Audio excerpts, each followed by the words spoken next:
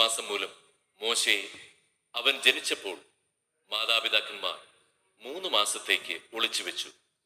എന്തെന്നാൽ കുട്ടി സുന്ദരനാണെന്ന് അവർ കണ്ടു. രാജകൽപ്പനയെ അവർ ഭയപ്പെട്ടില്ല. മോശ വളർന്നു വന്നപ്പോൾ ഫറവോയുടെ മകളുടെ മകൻ എന്ന് വിളിക്കപ്പെടുന്നത് വിശ്വാസം മൂലം അവൻ നിഷേധിച്ചു. പാപത്തിന്റെ നൈമിഷിക സുഖങ്ങൾ ആസ്വദിക്കുന്നതിനേക്കാൾ ദൈവജനത്തിന്റെ കഷ്ടപ്പാടുകളിൽ പങ്കുചേരുന്നതിനാണ് അവൻ ഇഷ്ടപ്പെട്ടത്. ക്രിസ്തുവിനെ പ്രതി സഹിക്കുന്ന നിന്ദനങ്ങൾ ഈജിപ്തിലെ നിധികളെക്കാൾ വിലയേറിയ സമ്പത്തായി അവൻ കരുതി. തനിക്ക് ലഭിക്കാനിരുന്ന പ്രതിഫലത്തിലാണ് അവൻ ദൃഷ്ടി പതിച്ചത്.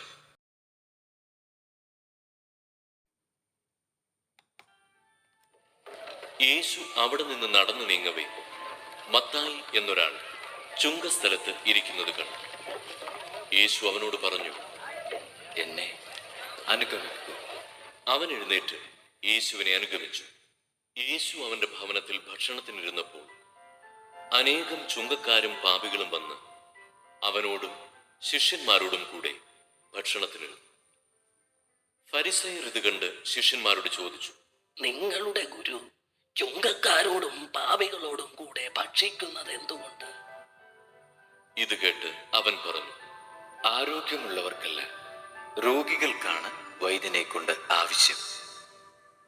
ബലിയല്ല, കരുണയാണ് ഞാൻ ആഗ്രഹിക്കുന്നത് എന്നതിൻ്റെ അർത്ഥം നിങ്ങൾ പോയി പഠിക്കുക. ഞാൻ വന്നത് നീതിമാന്മാരെ വിളിക്കാനല്ല, പാപികളെ വിളിക്കാനാണ്.